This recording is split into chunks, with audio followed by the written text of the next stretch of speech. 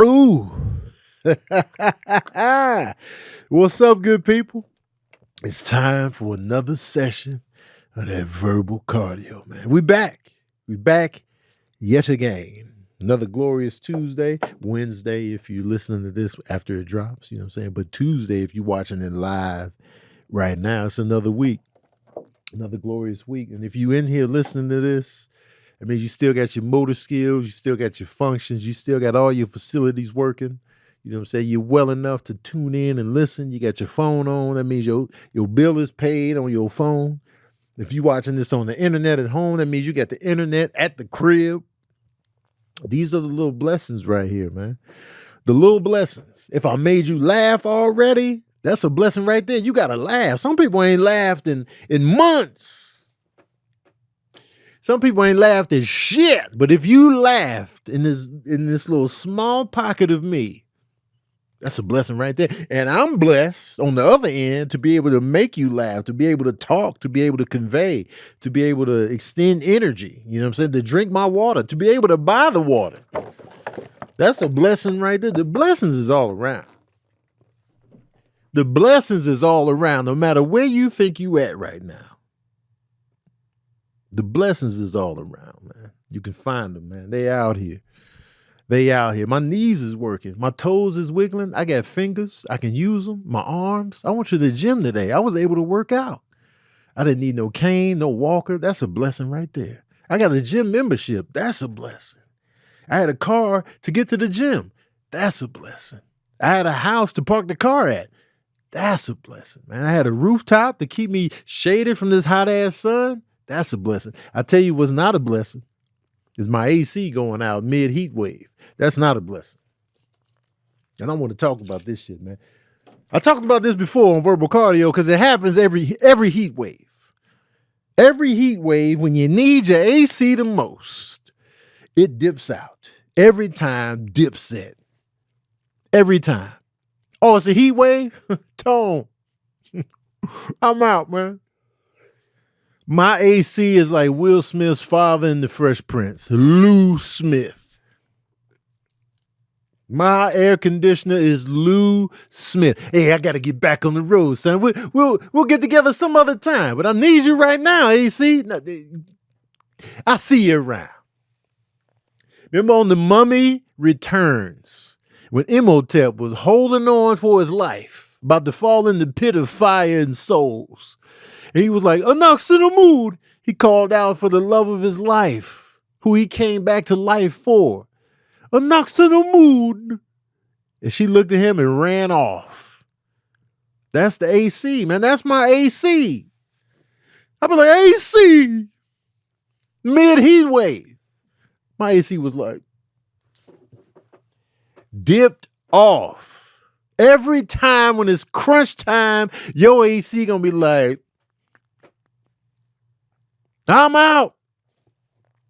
I'm sick of it, man. But luckily they fixed the AC this morning. So I should be back in cool business. And something weird happened to me last night. I went to bed with no shirt on because ain't no AC. I know y'all be always asking me, why your shirt off?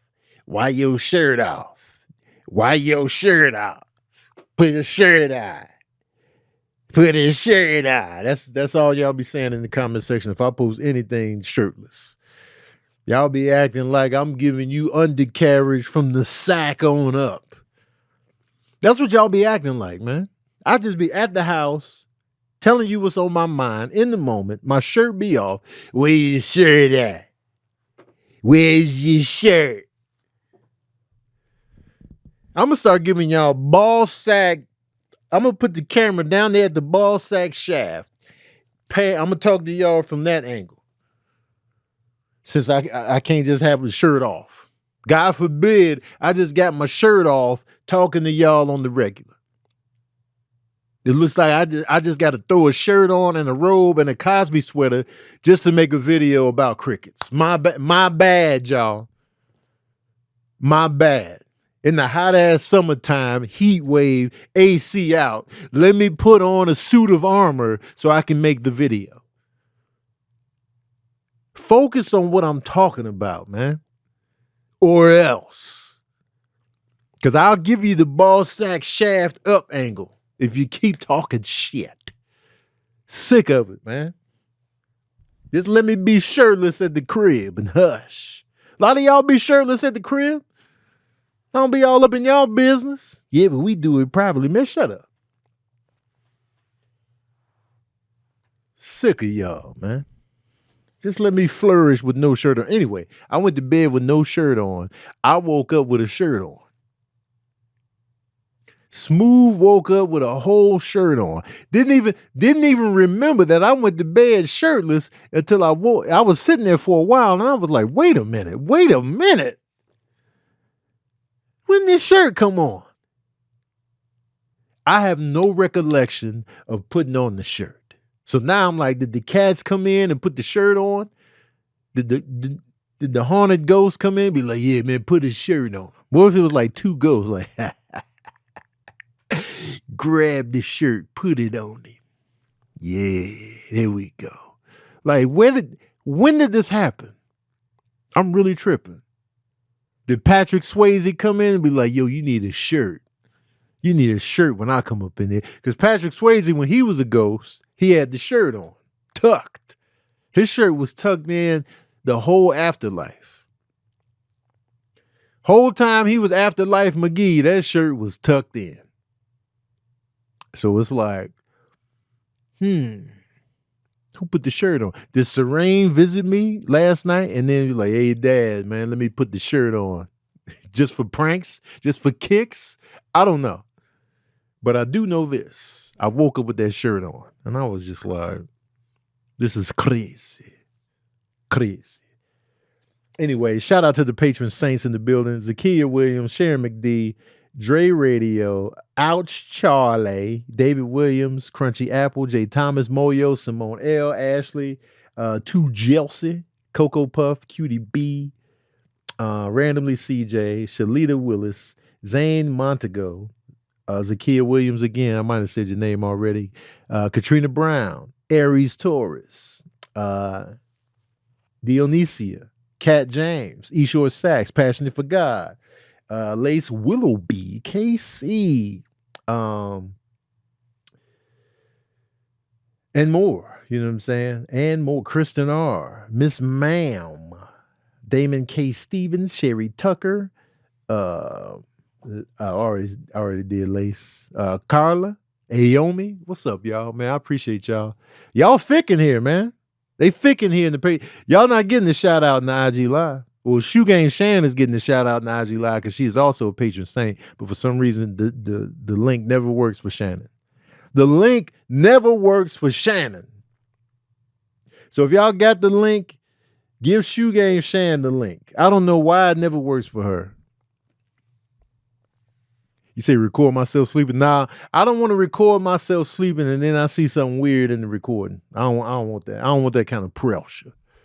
I don't want that kind of pressure right there. You know what I'm saying? Because what if I see something weird in the recording? Now I can't sleep again. Now sleeping is just an afterthought. That's just something I used to do in the past. Now I'm out here looking weathered. You know what I'm saying? And now because I saw something in my sleep that I shouldn't have. You know what I'm talking about? You feel me? Let me pay these bills real quick while we talking about bill pay. Let's talk about Masterclass for a second. Masterclass. Masterclass is a dope option for anybody wanting to learn anything about everything. All right, Masterclass is a dope experience. For example, I always bring this up as an example. I watch Aaron Franklin's Masterclass on how to do barbecue. Y'all know I'm vegetarian, mostly vegan, 90% vegan. I'm not gonna make no barbecue. I mean, I could make some vegan barbecue and whatnot, but this is real animals, real, this meat's going. But I still watch this. I still marveled at his prep, how he got the fire started, how he seasoned the pork ribs, and he takes you step by step through how he does his barbecue. And I was just fascinated. I was just like, yo, this is dope. It's just dope to see people not only living in their passions, but also being the best of the best, being super successful. These aren't has-beens giving you master classes. Steph Curry has a master class.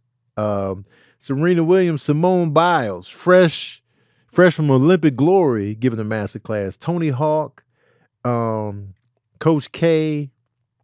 Almost anything you into, any field that you into, you can find a master class on it from like top-notch people, like super upper crust. All right.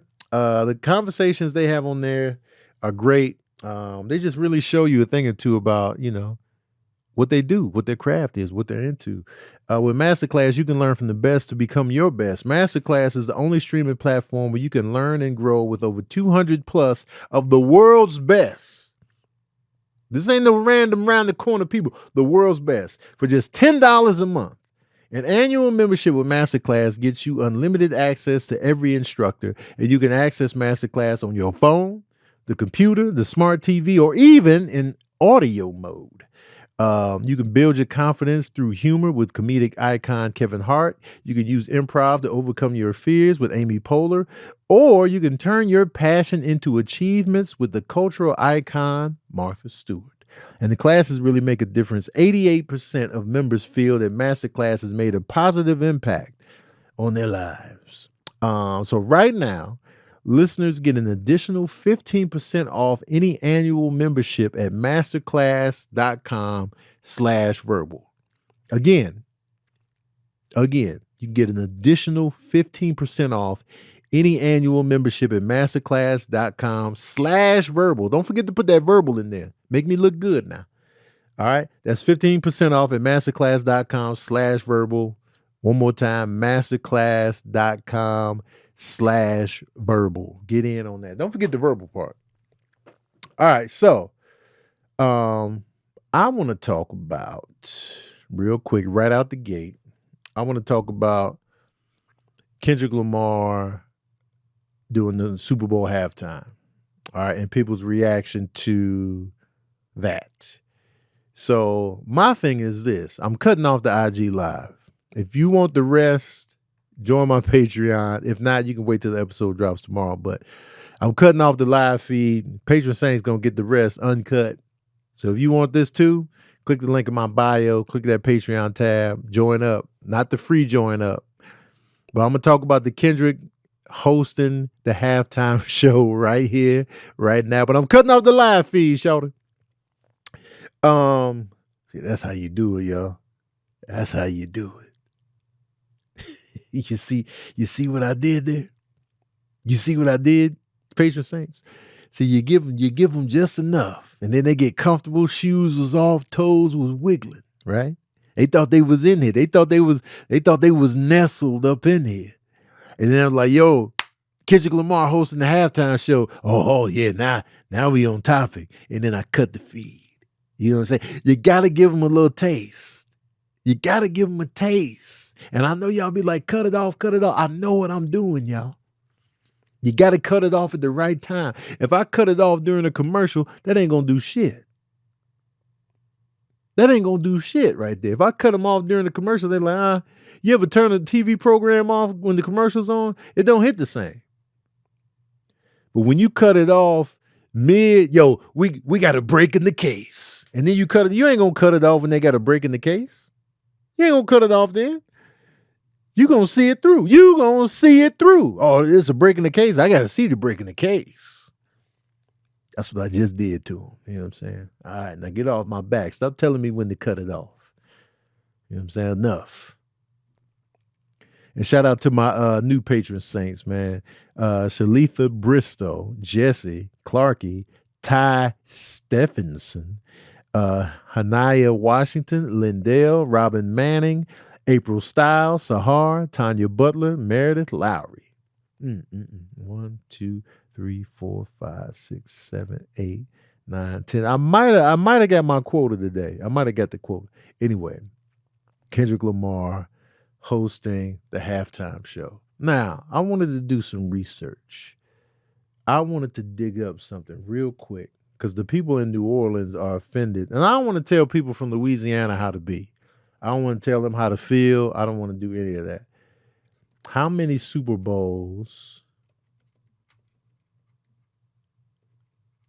have been in New Orleans? All right, let's look that up. So New Orleans has hosted the Super Bowl 10 times. This is their 10th time hosting the Super Bowl. And they were like, yo, man, y'all should have Lil Wayne up in there, man. Cash money. All right. In our city, you need to celebrate our artists while we're here. Now, historically, the Super Bowl halftime performers don't match the city. Historically. That's not like an ongoing theme that the Super Bowl halftime show has been about. They just bring in hot acts to do the Super Bowl halftime show, whether it be the Rolling Stones, Red Hot Chili Peppers. Coldplay ain't even from America. You know what I'm saying? Shakira ain't from America. So Michael Jackson is not from wherever they had the Super Bowl when Michael Jackson did the first one that he did. They did not have that goddamn Super Bowl in Gary, Indiana. I can guarantee you that right here, right now. So the Super Bowl performer and the cities didn't match. Yeah, it kind of matched when Dr. Dre and Snoop and Kendrick did it that one year, but that's not really the thing. Rihanna didn't match the city that hers was in. She from the Barbados, and she was doing that. Usher did it. What was the last Super Bowl at? Vegas. Usher ain't from Vegas. He from Chattanooga. So here's my thing, though. Do I feel like Lil Wayne, has enough hits to do a halftime Super Bowl show? Absolutely, 100%. Wayne is a legend. Lil Wayne is a legend. Let's make no mistake whatsoever. Lil Wayne is a goddamn legend. Lil Wayne could have done a Super Bowl in any other city. But I feel like that's not the ongoing theme, like the music artists matching the city that the Super Bowl is in.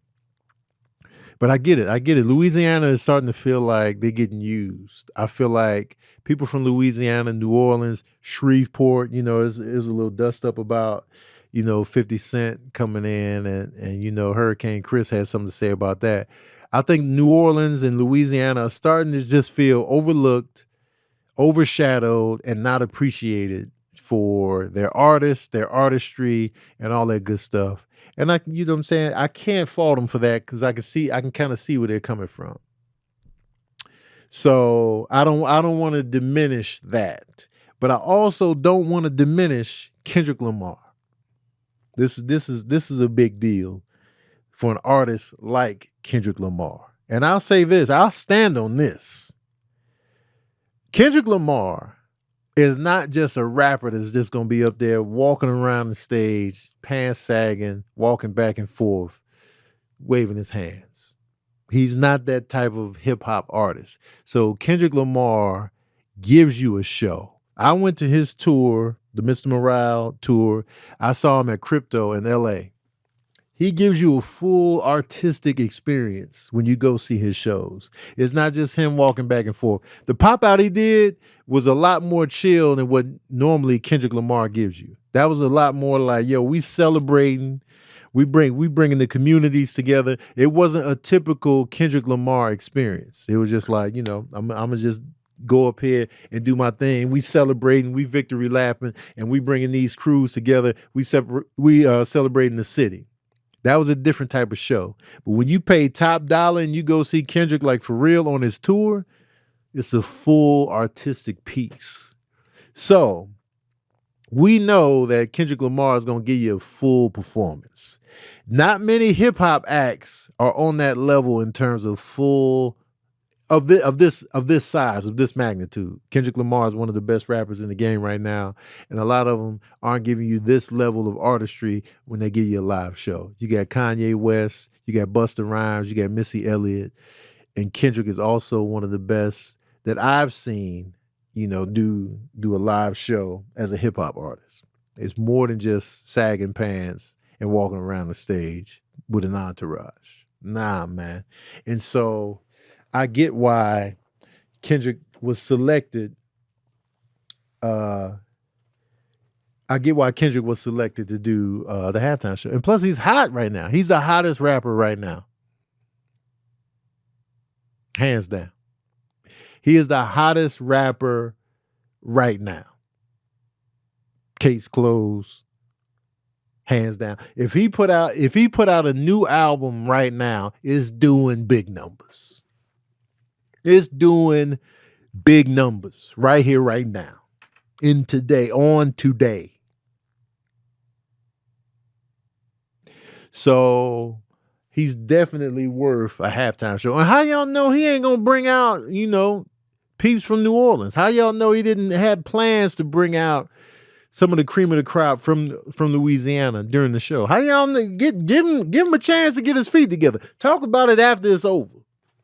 And then be like, man, they ain't bring out nobody from Louisiana, New Orleans. Let the show happen first. Cause a lot of times with the Super Bowl halftime show, it'd be a lot of guests coming. Usher brought out mad guests. You know what I mean? And so give him a chance to, you know what I'm saying? Let the show happen first. As soon as it soon as it was announced. So, let the show marinate, man. Let it happen. And for the people who be like, Kendrick ain't got enough hits, man, shut up, man. It's 15 minutes. It's a 15, 14-minute set. He damn sure got enough material, man. Stop. Just stop it, man. Cut it out. Cut it out. But again, I do want to give respect. I do want to give respect to Lil Wayne and all he's done for the music, the culture, the vibe, the city. Just what Cash Money and No Limit Records has done for hip hop. And other artists from Louisiana, of course, Kevin Gates, Lil Boosie, just to throw out some names there, making waves in rap. But I feel like when it comes to the biggest out of Louisiana, you got to look at No Limit and Cash Money. They made waves that really transcended the region. And so, when they come in and be like, man, we sick of getting, overlooked. I got to give them that frustration. I got to give it to them. I'm not even from there. I'll be like, all right. You know what I'm saying? I respect it. But everybody else, shut y'all asses up, man. Just hush. Hush. And people been saying like Lil Wayne been forgetting lyrics and like, I've seen Lil Wayne perform before, not live, but just live performances. I'll just be like, all right. You know what I'm saying? And I do know this. Lil Wayne is a huge sports head. He's a huge sports fan. That's documented. And so it's like, damn, you know what I'm saying? I know he would love to do the show because he is a huge sports fan. I remember he ran out with the Green Bay Packers that time. And like, he's been on several like sports shows and all that. He's always at games and stuff. So I feel like he is a huge fan of sports. So I get it. You know what I'm saying? I kind of go back and forth, but I don't want to diminish Kendrick Lamar. I don't like how people saying he ain't got enough hits, you know what I'm saying, or acting like he can't perform. Stop. We're not gonna do that. We're not gonna do that. And we're not gonna act like he ain't the hottest rapper this side of the Mississippi right now. We're not gonna do that. We just ain't. So yeah. Just give Kendrick a chance to. A lot of times y'all be ruining shit before people can even do shit. Like, what if Kendrick already planned to show Cash Money and No Limit Records some love out there in New Orleans? How y'all know he didn't already have that in his brain to be like, yeah, you know what I'm saying? And I'm going to bring Wayne out. I'm going to bring Master P out, you know what I'm saying? Just to give a shout out to New Orleans culture. I'm going to have a second line going. I'm going to do this. I'm going to do that. But now y'all done rose all his hell. Now it's like, if he does do it, he better that we pressured him to do it now. Meanwhile, he had planned to do it from the jump. But now y'all gonna push the narrative like, you know what I'm saying? We put the foot on his neck. Now he did something. He only did something because we was complaining. Complain after the fact. Complain after it's all said and done, and then be like, oh, hell no, this.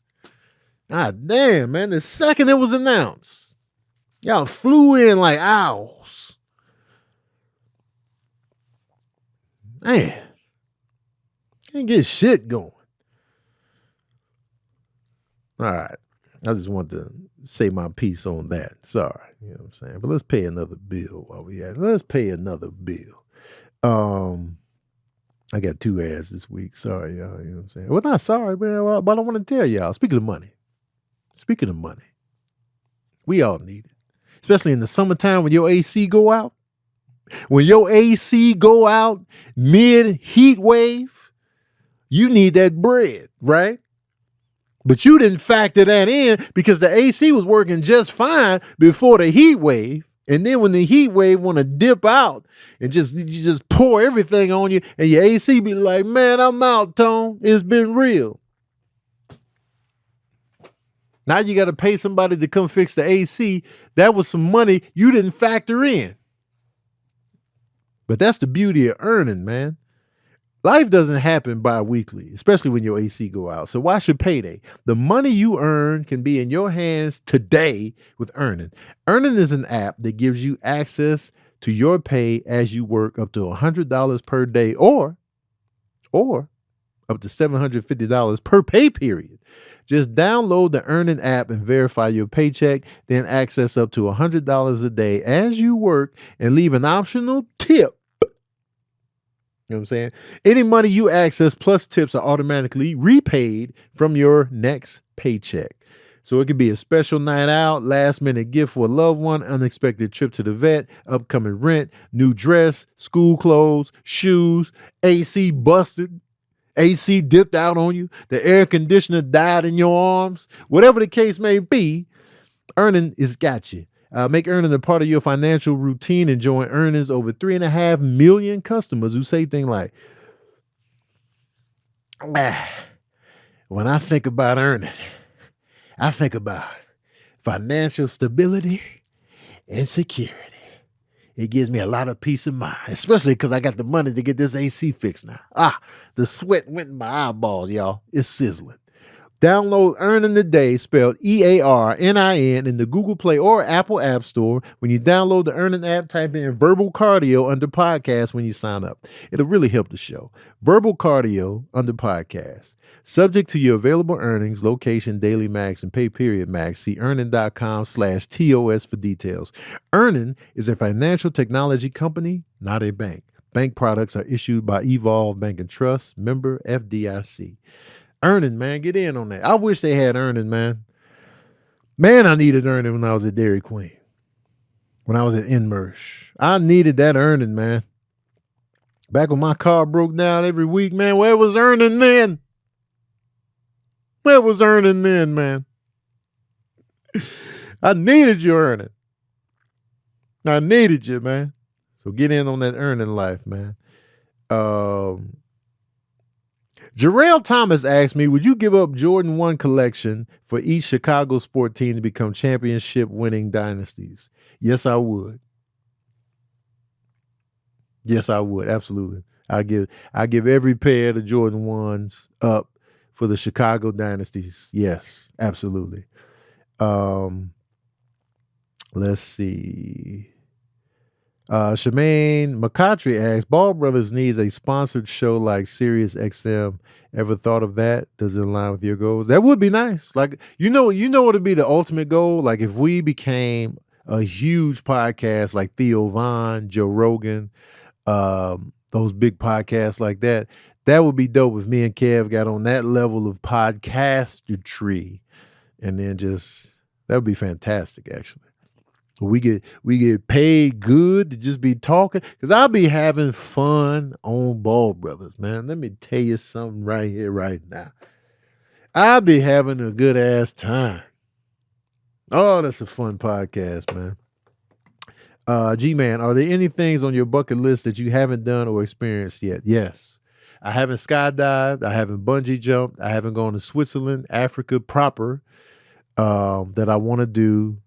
I want to take a train ride through Switzerland. I want to, I think I want to hang glide. There's all kind of stuff I want to do that I haven't done. But those are just some of the things that I haven't done yet that I want to do. What else? I want to go to Alaska. I want to see the Northern Lights for once in my life.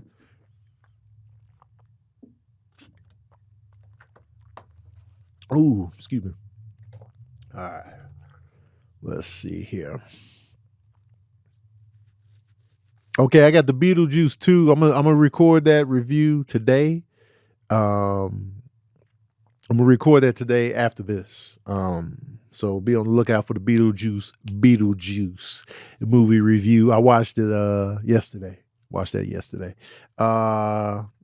Tanya Rattray asks, Rich Homie Quan, and why did you quit Daddy Issues? Daddy Issues, I was just cool on it. Like I was just like, all right, I wasn't excited to come in to do it. And so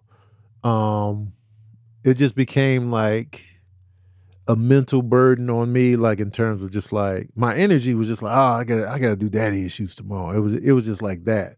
And so the way I'm moving through my life now, like if I'm not excited, because I get in my head a lot lately in terms of just like having stuff to do and doing stuff. So it was like, I want to remove as much stuff off my mental plate as I can. And so since I was having those feelings more so than not, I was just like, let me take this off the table, especially because I was adding another podcast to the equation. And so I was just like, I can slide on out, you know what I mean? And so, and the 4 other guys can hold court. And so I was just like, yeah, I can just tip on out. And so that's why I left. I was just like, all right, I'm good. Because I wasn't motivated on that one. And so I was just like, I'm out. I'm taking it off the table. And so that's what I did. And so yeah, it's no big, it's no big behind the scenes drama or anything like that. It was just like, all right, I'm good. And then I just, and I didn't want to overload my plate. And so, yeah, that's why I left. Rich Homie Quan's death was a surprise. I was never really a big Rich Homie Quan fan like that, but I definitely knew who he was and heard of him, heard his music. But it was just like, wow, man, in his 30s. And I'm not sure if the exact cause of death was revealed yet, but it just goes to show you, man, we can go at any moment. We always talk about this all the time, and my heart goes out to his family, his friends, his girl that found him. And here's the thing, man, seeing your loved one pass away before your eyes, I can't imagine what that's like. Y'all know I lost my son, obviously, but like I didn't have to see it happen. I didn't have to see I didn't see it. And so that's a whole nother weight. When you see your loved one become unresponsive, or you see their light leave their eyes, or you just see them there lifeless. And it's not like a funeral type setting. It's like actually seeing them or finding them like that. I can't imagine. So my heart always goes out to people that have experienced that, like, because that's the death is already tough enough. The lasting image of seeing them in that state, that's a whole nother weight for you. And like I always talk about the blessings. The blessing for me was we didn't have to see Serene gone with our own eyes. We didn't have to see him go to glory. We didn't have to come view the body. We didn't have to do any of that. And so it's like that, at least that weight is off of us. And we chose it. We could have looked at him. Well, me and Sheree was like, nah, I'm good. No, because that image would have stayed with me. That would have stayed with me. And I'd been like, nah, I can't have that. Because I'm already struggling enough as it is. Now I got to have that image with, nah, I'm not going to do it. You got to know you got to know yourself. You got to know what you can and can't handle. And so I knew that about myself. And speaking of death, while we talking about, Rich Homie Quan and death, and like, here's what I noticed.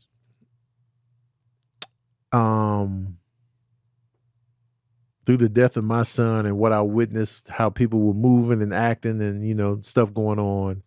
And then I'm just talking to people and, people losing people left and right and, just experiencing things. Overall, I feel like women have a stronger connection with death. I don't want to say better. I don't want to say they're better at handling it. I feel like women have a stronger connection with death and how they react to it. What made me think about this was I was watching Beetlejuice, and a big theme in Beetlejuice is death. Like a lot of the stuff that Tim Burton does, there's death in the equation, but just watching how women approach death is very interesting to see. Watching that movie just made me think of that, and it made me realize how the women were handling the death of my son.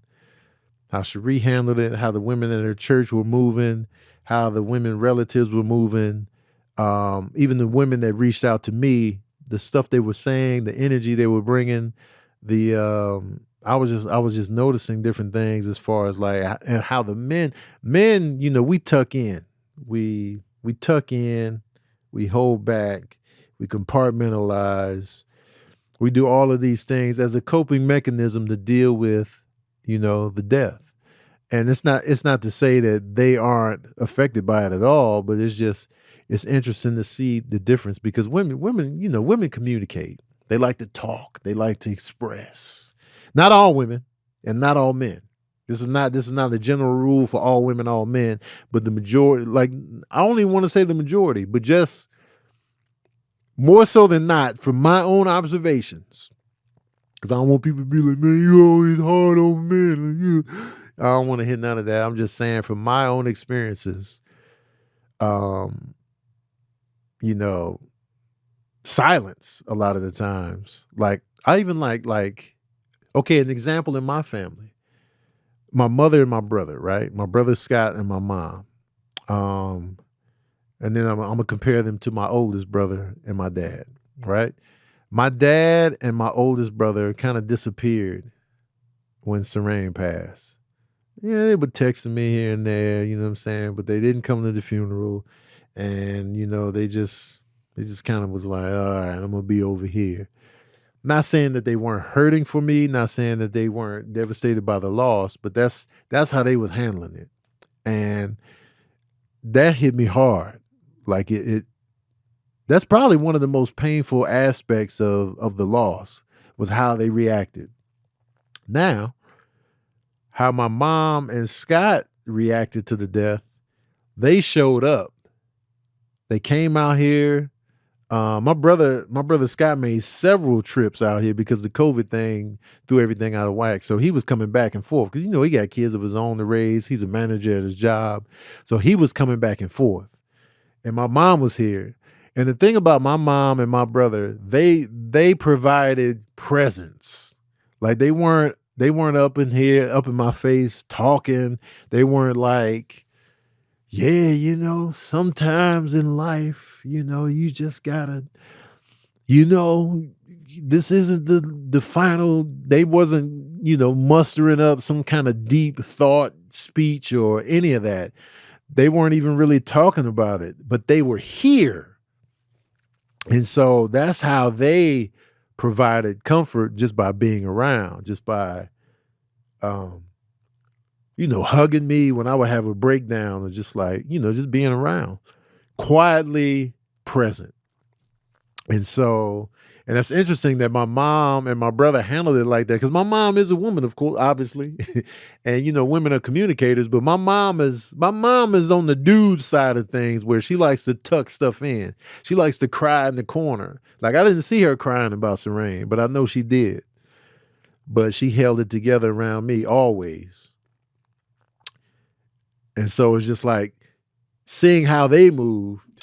It was like, but their presence really mattered. It was just like, I didn't need the speeches. I didn't need the deep thoughts.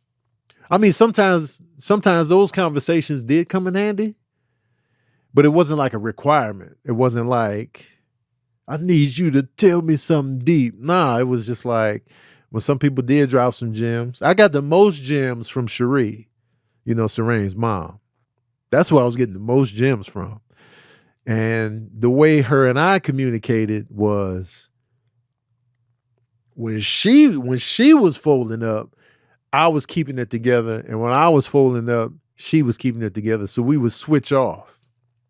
So when she would break down, I'd be like, yeah, you know what I'm saying? And then when I would fold up, she'd be like, yeah, you know what I'm saying? And so she dropped the gems. And that was her that actually, when I tell y'all about like the blessing that we didn't have to see Serene suffer or have him on life support or any of that, she said that in the backyard at her place, dragonflies overhead. She said that. And I was like, I didn't think of it that way. And so that type of dynamic. But I noticed, like, the women in her church was just on the money with it. And so I feel like, and Scott, my brother Scott, he's not very vocal about like feelings and stuff like that. You know what I'm saying? He's more of he's an action guy. Like, he's going to show you the love by being there for you, doing stuff for you, swooping in with whatever's needed. He's very loving to his kids. He's a great father. And so, but that's how, but when we talking about, deep feelings and stuff like that, he'd be like, he's there, he's listening, but he'd be tucked in, he'd be more internal. Like, I'm out of my three brothers, I'm the most vocal. I'm the most like, I'm the emotional of the three. Not that they don't have emotions, but I'm gonna be the one, I'm not feeling this. I've always been that. I've always been the one that was like, I'm not feeling this, man. You know what I'm saying? Crying it up, or just like being mad, being angry, fighting, throwing trucks. I've always been the emotional firecracker of the three. Even though Scott used to have road rage. I don't know if he still has it, but I don't know. But I've always been I don't really tuck in my emotions like that. Good or bad. Like, if I love something, man, I'm loving this. And if I'm not feeling something, man, I'm not feeling this. Or if I'm hurt, I'm going to tell you, I might not be able to express it face to face, but I might go around the corner and text you, hey, I'm not feeling this. I feel a way about this. This hurt me. This, that, and the third. So, when it comes to death and like talking it out and talking about the feelings and stuff, and even like my friends, like when I talk to Kev about, losing Serene, and he'll talk to me about losing Jason, and we have those conversations. So I think me and Kev are not the typical guys in terms of how we communicate and how we express ourselves. So that dynamic is dope, friendship wise, because it's always like, we can always talk to each other about those deep and painful things, and it's not a big deal. It flows. We'll be playing pool, we'll be talking about some silly stuff, and then we're going, you know what I'm saying? Jason would do it, and I'll be like, yeah, how you feeling about that? And so you need those kind of men in your circle too. So I appreciate, and DC be reaching out. DC always hit me up randomly. He was like, how you feeling, bro? Like, he'll just hit me up randomly a lot. And my boy Dennis from Sacramento, he'll hit me up, and D. So it's definitely men in the equation that are in my circle that I know I can confide in and just open up to without it being like awkward. You know what I'm saying? Because some men be like, I didn't know what to do, man. I didn't know what to say when he started folding up. So you got to have those people in your circle bubble proximity or whatever. You know what I mean? But I was just noticing that when I was watching Beetlejuice, I was like, women really be talking about death and handling it in a certain way that, like when I think about that Steel Magnolia scene where Sally Field went off at the funeral about losing her daughter. And I was just like, yeah. Like when I first saw that scene in 1989, when I saw it on video, I was just like, man, dog, that's tough. But I was young then. I was like maybe 12. And I was just like, and I wasn't crying in movies like that. But I was like, damn, that's tough. But I felt the scene. But now when I watch that scene, I'm obliterated every time. And I will go watch that scene. Knowing I'm going to be obliterated, I will go watch it. I will run to the tears. I will run to it. I've watched that scene 9 times since I lost Serene. Just that scene, I'll be like, YouTube, Steel Magnolia's funeral scene. I will just be like, I feel you on this one. And then how they handle it within the scene of right when she's having that breakdown. And then Olympia Dukakis' character grabs Shirley MacLaine and hit her. You want to hit something? Hit her. I know you want to do it. We all want to do it. Hit her. She's like, get your hands off me. And then they start laughing. And I feel like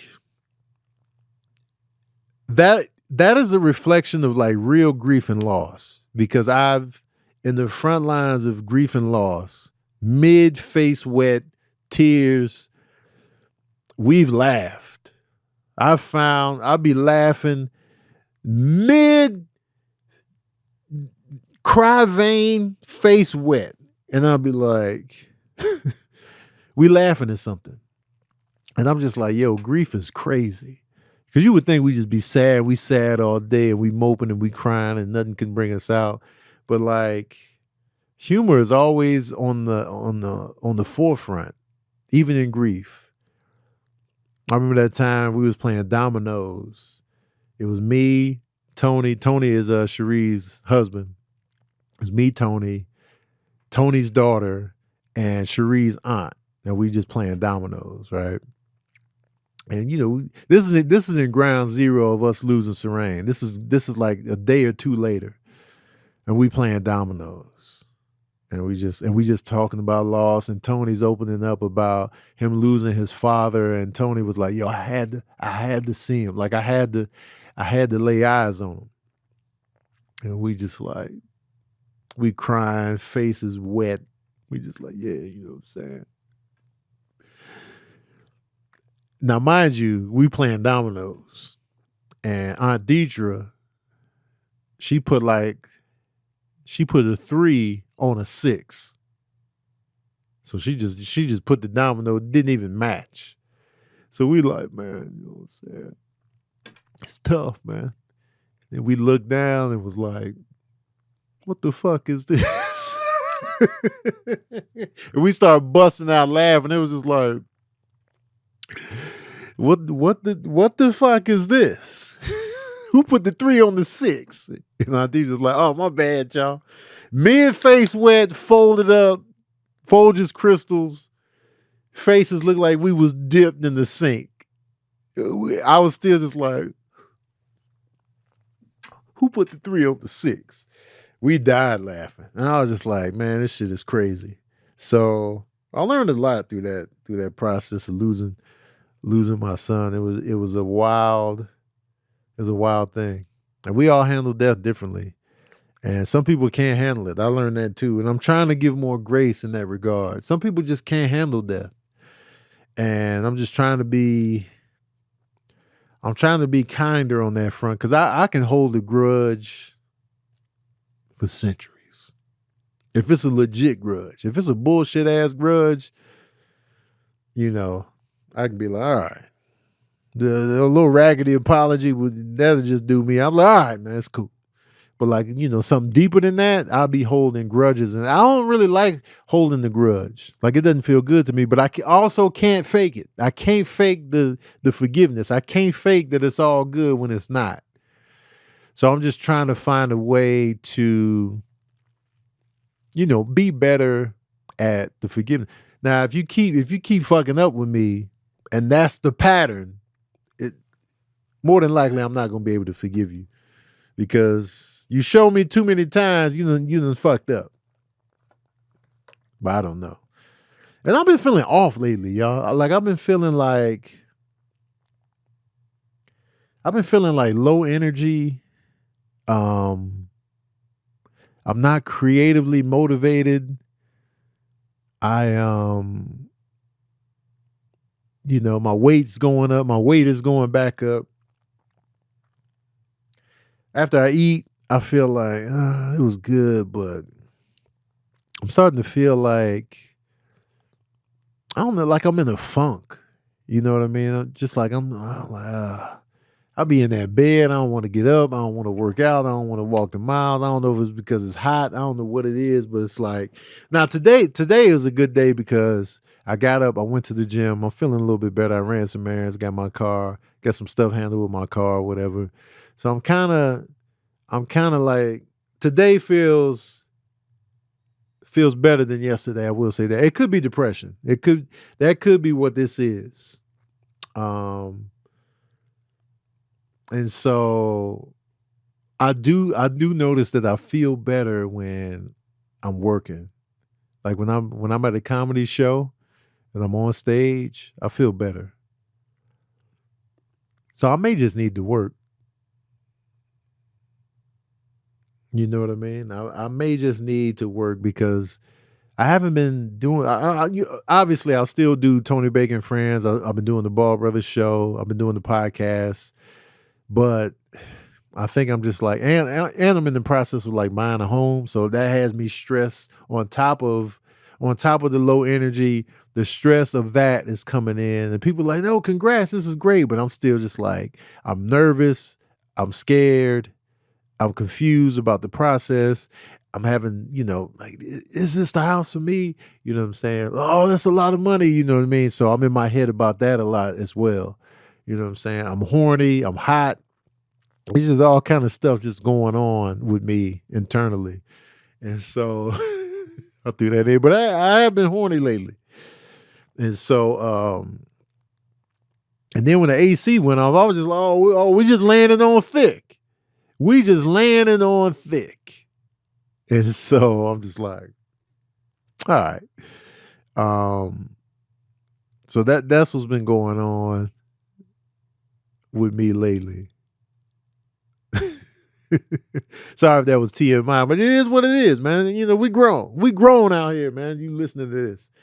But yeah, I still got the sex drive. Why are these ants all over the table? I still got the sex drive going. But it's real. So, but today I feel good today, and I'll probably feel good. I'm optimistic though. Like the way I feel right now, I'm optimistic about the future. I'm optimistic that whatever I'm feeling now will not always be. I know I'm gonna get my energy back. I know that I'm not always gonna feel this way. Good or bad, you're not always going to feel the way you're feeling. So from in the midst of me feeling a certain way that I don't like and that I'm not feeling, I know that it's not going to last. I'll be back in the mix. I'll be back in good spirits and good energy. Yeah, and the therapist, I think it's time. I think it's time for me to hit that therapist up. I was talking to Sabrina the other day about it, and I was like, I think it's time. And so I'm looking forward to that. I'm actually looking forward to a therapist now. I just had to get in that space where it's just like, I think I'm about ready now. You know what I mean? So looking forward to that. And another thing is like with me buying a house, it's just thinking about the future and like, am I making the right steps? is my tour going to be successful next year? You know, will the money come in since I'm putting all this money up for a house? Will the money come back in? You know what I'm saying? Because I've been holding on to the cash and just like, you know, and so I'm scared, like, you know what I'm saying? And so I'm just like worried about the future, and like that's why, you know, I do so much promo, and it's just like, yo, I gotta get it back up, you know. So that's where I'm at now. That's where I'm at out here. And I appreciate y'all, man. I appreciate, you know, the saints and the people that care about me. And, you know, one thing about me, I'm very vocal. And I think that saves me from a lot of health issues as far as like, you know, me being so vocal and so open and so transparent. It helps me not to hold on to things. And I tell people all the time, yo, I'm stressed. I'm worried about this. I'm scared about buying a house. You know, I feel this way. I'm having a wave day. Like, you know, I'm crying. I'm hurting. I'm good. I'm all right. I'm all right. You know what I mean? And so I'm always willing to have those conversations when, you know, I'm not doing all right. And shout out to James Earl Jones, the legacy of him. My condolences to his family. James Earl Jones passed, and that was a great man right there, man. Like, you know, I feel like James Earl Jones was always in my life. And, you know, 93 years old, that's a great run. His father lived into his 90s too. And I'm like, man, dog, their voice is eternal, man. His voice was warm, and it just felt familiar, and it felt like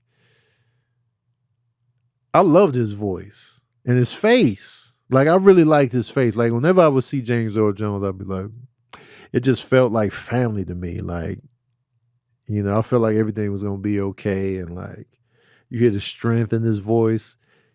Even as Darth Vader, it's like, man, that voice. But there was a warmth to it. Can you imagine Darth Vader sounding like anybody else? Like, you know what I'm saying? Imagine him having the Anakin voice. It's coarse, and I hate it here. And he'd be like, ugh. Yo, change your voice box in the mask, man. And Mufasa's. I was just talking about James Earl Jones Sunday night. You know, he passed yesterday. I was talking about him Sunday night when we watched Rebel Ridge. The lead actor in that is he's going to be the voice of young Mufasa in the Mufasa movie that's coming out for Disney. And so that actor, his voice is actually dope. Like, you know what I'm saying? He's got a great voice. And side note, I know the ladies are all drooling over this man. What's his name, y'all? The Gilbert Godfrey voice.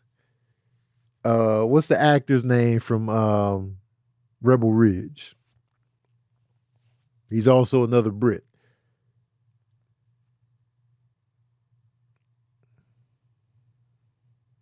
I was hoping y'all had the name on deck. But hold on, let me dig it up. I'll dig up the name. His name is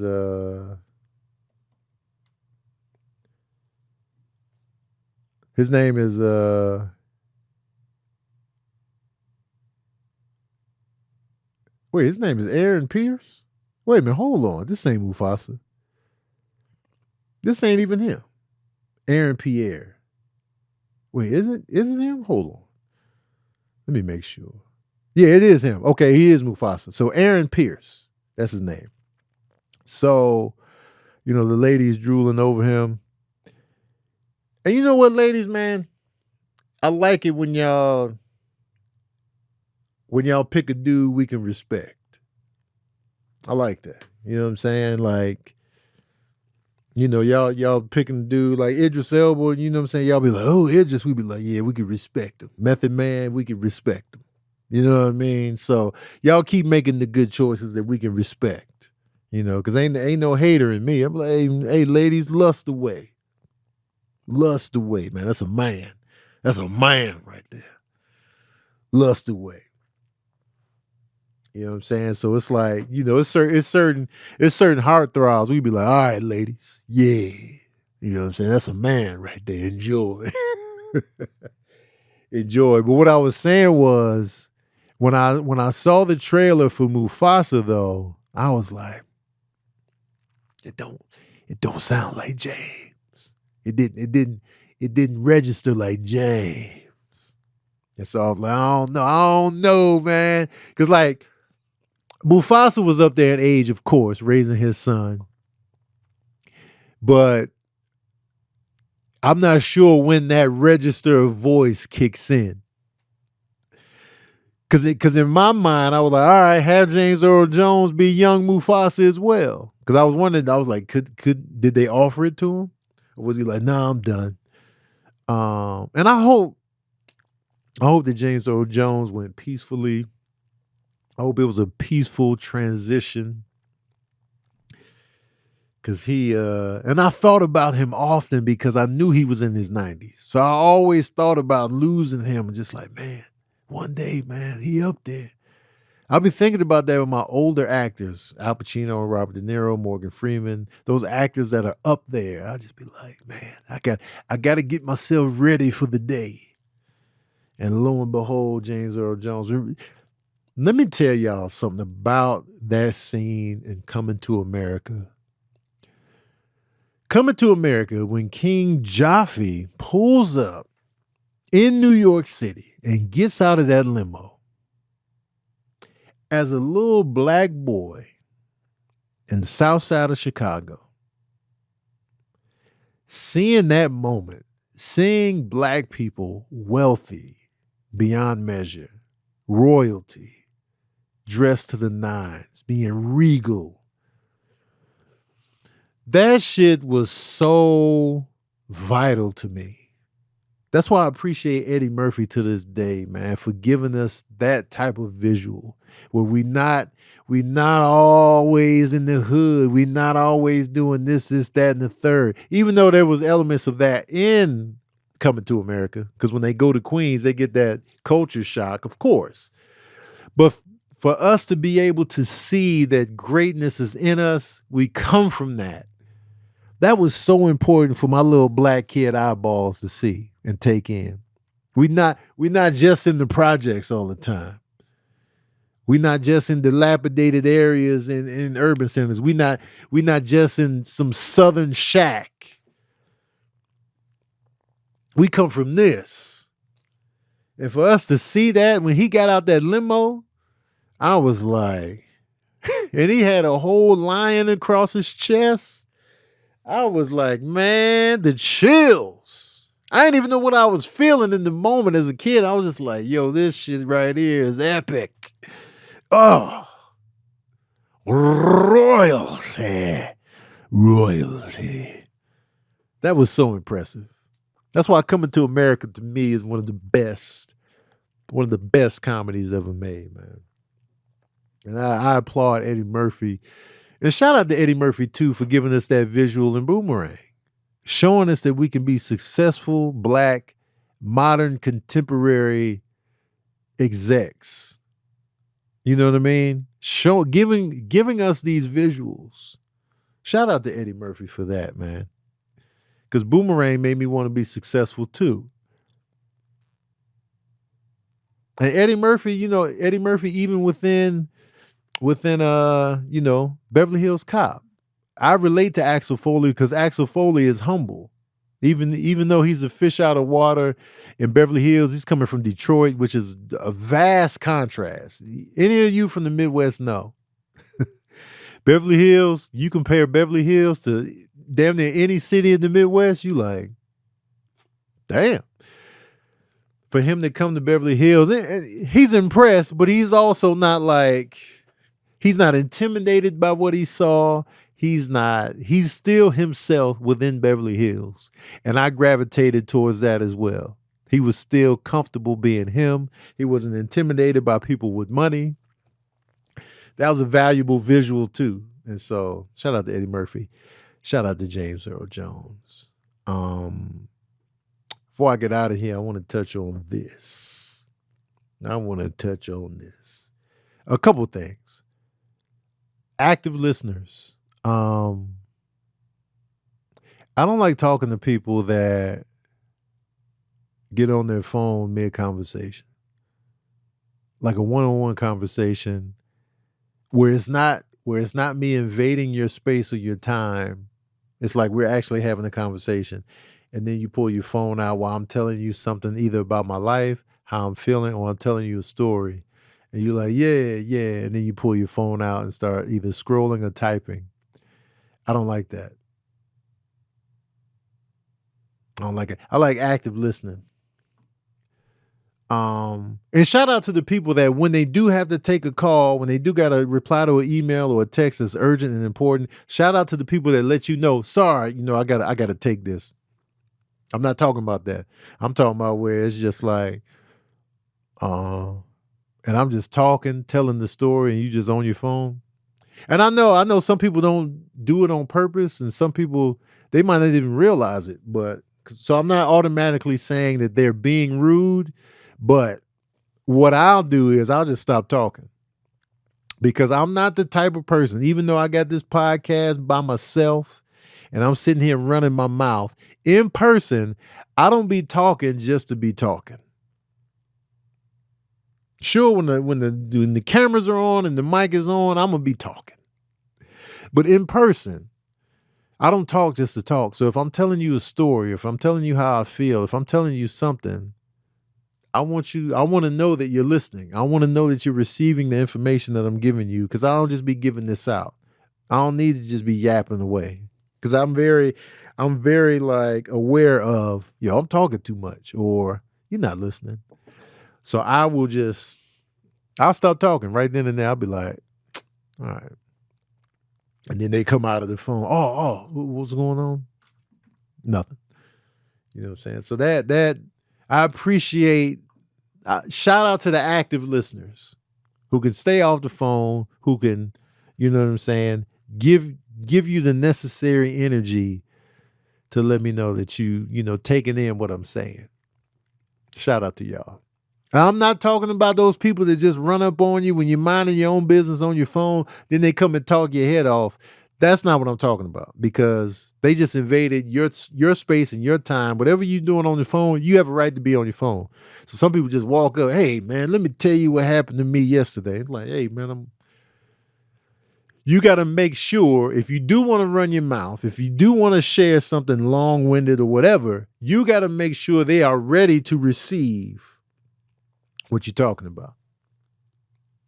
So in my case, when people get on their phone, I'm not talking about me bombarding their space and their time and their energy with a long-winded story or how I'm feeling. But you got to make sure that the person that you're talking to is engaged and ready to receive. That way they can be an active listener. So, and I'm always trying to work on my listening skills day by day. I'm always trying to give you, okay, all right. Oh. Sometimes I'll be all in, man. People be like, man, Tone was all in on this conversation. I'll be like, what? Asking the follow-up questions and all this stuff. So for one, you got to make sure that the person you're talking to is ready to receive all of the information you're about to lay on them. And on the other side, you just got to, on the other side of it, if you do want to receive some information from people, make sure you're really listening. Put your phone down for a second and, listen and take it in and, react. Give them something. I just want to share my piece on that. Also, thanks, Mish. I saw a poll that says that a lot of women don't like it that men play video games. They think it's a turnoff. That's their least favorite hobby that men have. And I was just like, ladies, let us play our video games. Okay? Let us play our little video games and hush. All right? You know what I'm saying? We can be into all other kind of shit. So here's the post. The least attractive hobbies for men according to women. Number 1, playing video games. Number 2, collecting figurines. Number 3, magic tricks. Number 4, online trolling. Number 5, gambling. Number 6, building model trains. Number 7, taxidermy. Number 8, comic book collecting. Number 9, bird watching. Ladies, man. Whatever ladies, did this poll, what the fuck is your hobby? What's your hobby? What are you into? What do you enjoy doing besides shopping and gossiping and watching reality TV and being up under your significant other? What is your hobby? What do you like to do for you that's outside of your significant other or, shopping or whatever? Let these men have these hobbies, man. The only whack hobby I see on this list is online trolling. That should be number 1. That should be the number 1 least attractive hobby on this list. I don't even know why that's considered a hobby. That's a trash hobby. Hands down is garbage. Online trolling is garbage. Some people call me a troll when I be in the comment section, but I don't consider myself a troll. Like when I be in people's lives or whatever, they be like, man, Tony, a troll. I'm like, am I? I'm not trying to be. But I definitely don't consider it a hobby. Playing video games, man, is fun to people. It's a form of therapy for some, man. It's a good time. We at home. We safe. You know what I mean? Let people enjoy video games, man. Collecting figurines, why? What's wrong with that? I like it when people have hobbies. I like it when they're in the shit outside of, going on trips and vacations is cool. Shopping sprees, okay. Being up under your significant other, that ain't no hobby, man. What's a hobby? What's a cool thing that you're into that you just like to do? And if somebody likes to collect figurines, let them, man. Marvel at the collection and ask people why. Why do you like to collect these? And what do you like about this piece? Why not just dig in and find out? Oh, what makes you like this Spawn figurine? Oh man, I think Spawn has the best costume. I like talking to people that are passionate about things like this. I'll be like, oh, so you bird watch? What made you get into that? Oh, it's because, and then to hear them talk about the stuff that they nerd on, I like to hear it. I'm like, oh, you really love this, huh? Like, yeah, I saw, I was making fun of my friend Shannon the other day because she called me a nerd because I was talking about astronomy or something. I was like, yeah, you know what I'm saying? The biggest, and that's another hobby of mine if you want to call it that. And I was like, Shan, you be bird watching, watch out. You be getting excited about the rare North American pussy swallowed cardinal. we was laughing about that because I just made up a ridiculous bird name, and it was the northern pussy swallow. Yeah, these are rare up in here in Northern California. But I love the fact that Shan is into bird watching and that she can identify birds from hearing them. I'm like, oh, that's dope. Like that type of stuff is dope. Collecting comic books, I collected comic books. You know what I mean? Like, what's wrong with that? If I collected books, would that be the same type of turnoff? If I had a whole bunch of novels and like, you know what I'm saying? I had a whole library full of books. Would you be like, you got too many books in here?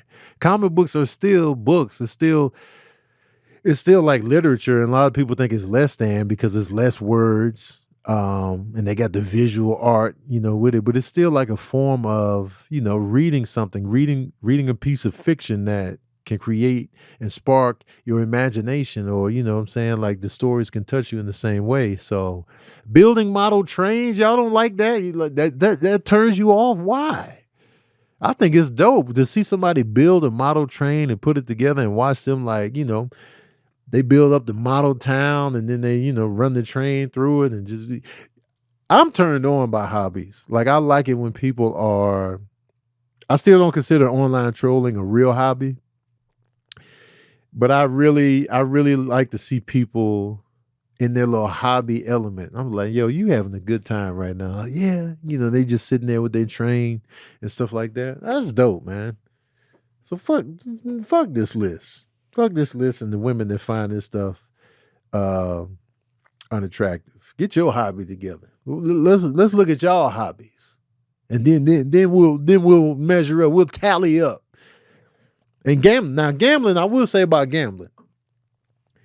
Gambling could be potentially dangerous because if you gamble too much, you done gambled away the life savings, and now your house is getting foreclosed on, and you know what I'm saying. You could lose everything. You gambled away the college tuition for the kids. That could be a problem. Compulsive gambling, watch out. But occasional, you know what I'm saying, you work hard for your money. You want to spend it how you want to spend it. If you want to just go to the roulette table, $100 in a dream every so often. Because gambling is fun. But on the other side of it is that loss. Ooh. And then I came down. Ooh. So yeah. But yeah, man. Ladies, I want to know y'all hobbies, man. And don't be giving me the travel and my man. I don't want to hear that shit. What's your real hobbies out here, man? Let me know. I want to know. Call me Joe right now, man. I want to know. Anyway, I got to get the hell up out of here. Patron Saints, I appreciate y'all. I got an audition tomorrow, so I might not do a movie night tonight because I need to really run those lines. But tomorrow, which will be the day if you're listening to this as it's posted, I'm doing a watch party for Tahir's Wording is Hard. So be on the lookout for that Wednesday night watch party for Tahir Moore's Wording is Hard. And then Kevin and I are recording new episodes of the Ball Brothers podcast live on Thursday. So we will put the link and give it to our Patreon memberships. So you can see that live and chime in on that. So it's gonna be a lot of dope. It's gonna be cool to be a Patreon member. You know what I'm saying? So join up if you want to be a part of all of that. I want to thank my patron saints for being in here and being like co-producers of the show. Shout out to Amir on the ones and twos. Congrats to Kendrick Lamar. I hope the people from Louisiana can, figure this thing out. And I hope that, hope it doesn't dust up to where it mutes the whole moment. And I appreciate y'all for listening and letting me open up and being transparent and, helping me talk about this kind of stuff because I get strength from just y'all listening and watching. That's how I don't be folding up. You know what I mean? So I appreciate that. Spread the word about verbal cardio, man. I'm tired of, I'm running on empty in terms of just like the promo energy. So spread the word and thank you for tuning in to another session of that verbal cardio.